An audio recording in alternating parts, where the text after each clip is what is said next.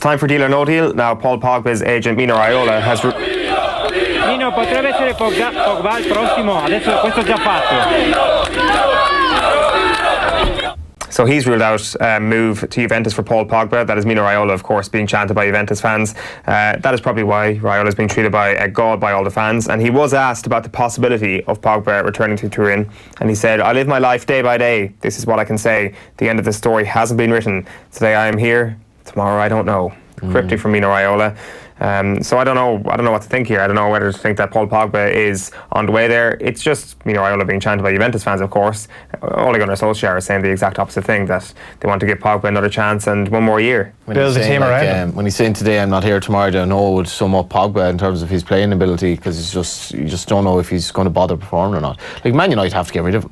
I think so, yeah. I just think that he signed after Euro 2016 and we're still talking about what's his best position. So why does Solskjaer desperately want to hold on to him then? Well, I don't know. Maybe he doesn't want to hold on to him, but he has to say that because he is one of their better players. He can't be saying, yeah, we want to get rid of him. He's also very important for the brand. Yeah. This is an interesting one. Marca are reporting today that Real Madrid have initiated a project called Operation 200. They hope to sell Gareth Bale and James Rodriguez to fund a €200 million bid to bring Paul Pogba to Spain. What is the magic number that Manchester United can say no to? I would think if they got 120 million, that'd be like they would have made money on him. I think 120 sounds about right. Like, I think they'd be absolutely delighted with 120 million. Yeah, absolutely. You would wonder like how much pressure is under from you know, just from the guys behind the scenes who are like, Pogba is really, really important to make money for Man United, basically, in terms of revenue off the pitch. On the pitch, he's an influence that's, I think he's a harmful influence, really, and I think Solskjaer will be undermined as long as he's there. Yeah, I think like Pogba, you saw when Solskjaer took over, Pogba is great when things are going well and he's great in winning teams, but United are not a winning team. They need to get back into the top four. That's where you make money. That's what improves the finances on the pitch, and not worrying about, obviously United is such a global brand, but that global brand has to be challenging for honours, and they're not doing that at the moment. What percentage chance would you give Manchester United, Juventus and Real Madrid each here? A fraction of 100 each? In percentage, yeah, I probably lean towards United though. I think, say 50%, we'll go 50% United. Maybe after, I don't know, maybe we'll go 30 for Real Madrid and then we'll go 20 for Juventus. Can see My pie chart. That pie chart looking pretty good. Good question. Mino Raiola would like that pie chart. Back in Madrid, Luka Modric is strongly linked with a move to AC Milan. Is there a Premier League club who should hijack that deal? It's a pity Harry Redknapp's not managing in the Premier League, because he would definitely bring him back. Be a good fit for Man United. Go get him. Particularly if Pogba leaves, playing that sort of 10 position and hold on to the ball in midfield, something they haven't been particularly capable of. Yeah, like people question his legs, like he wouldn't have the same engine that he once had, but he's a quality footballer. He just, great attitude as well. Like, he doesn't give the ball away. Yeah. So Inter Milan are reported to be willing to pay the £75 million that Manchester United want for Lukaku, and it's being reported by the Sun's United man Neil Custis that the club will not go close to £80 million for Harry Maguire. He told TalkSport that the club will not allow clubs to take the mick out of them, particularly after their disastrous Sanchez deal. Johnny, we've not talked to you about this particular deal. Is the Romelu Lukaku deal one of the deals of the summer for Manchester United, and what do you make of the £80 to £85 million Maguire valuation? Yeah, I think if they could get anything like that for Lukaku, definitely get rid of him. He's just too limited as a player. He's too slow in terms of very quick interplay up front. He's kind of one-dimensional in the way he plays, and he'd be a very good fit for a particular type of team because he's so strong, and he's still a very good finisher. But like, his limitations were always manifest against the better teams, I found. I like Lukaku in terms of what he can offer, but I think definitely if they got that. Maguire is a really, really good player. I think whether he's worth 75 or 80 million doesn't really matter. What's the difference in 70 and 80 million? Realistically, I mean, obviously Van Dijk Liverpool had to pay whatever it was, 70 million for him at the time. 18 months ago. Yeah, people said it was an awful. Fair enough. People said it was an awful lot at the time, but they needed a defender. Maguire's a very, very good player. It's probably a little bit high, but I don't know if it really matters. 10 million or 15 million here or there. I actually completely agree. The more I thought about this, the more I'm like, Manchester United should get out the checkbook right now and pay that money to Leicester City. Yeah, if he improves the team, you sign him. And United have money. It's not as if we've talked about this before about the United tax. So maybe somebody else would only pay 60 million for Harry Maguire. Yeah. Whether it's 60, 70 or 80, United have that money. So it doesn't really matter. It doesn't really matter. I think he's an excellent player, and defensively they're in need of major surgery. Meanwhile, it's been reported that Paris Saint-Germain have rejected a bid of £40 million and Coutinho and Rakitic for want-away star Neymar. One-line answer: is no deal the right call here? No. Need to get rid of Neymar. You have Mbappe. Coutinho and Rakitic would be brilliant additions for Paris Saint-Germain. Absolutely. I really don't.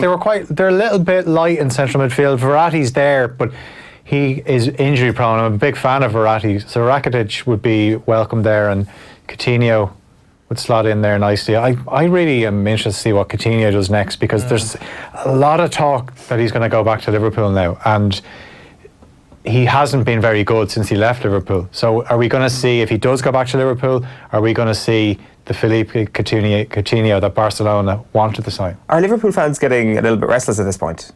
I don't know. I think maybe the thing is they're looking at Manchester City, and City have done some pretty good business and they've gone about it pretty quietly.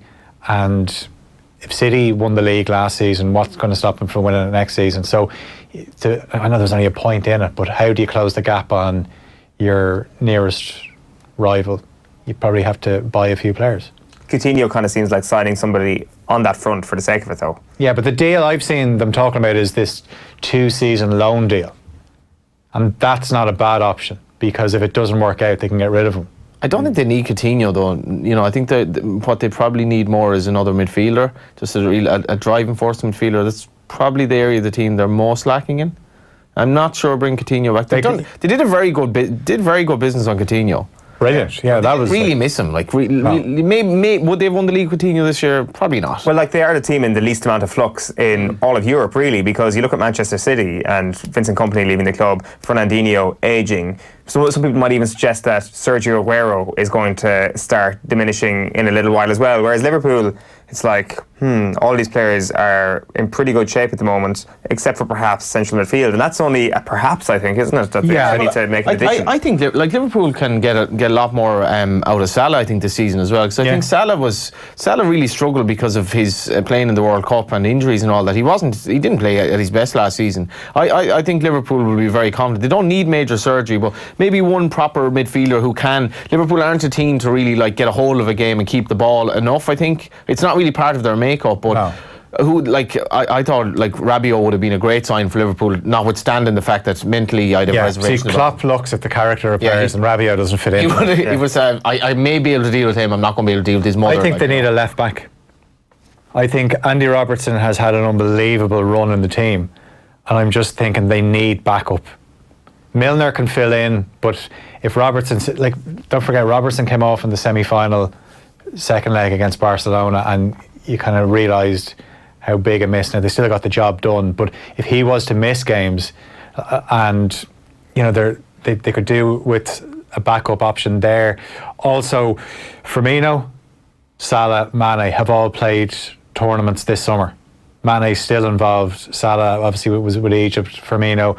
So there's a lot of pressure on Brewster, who looks like he started pre-season very well, but maybe they could get one other attacking player as well.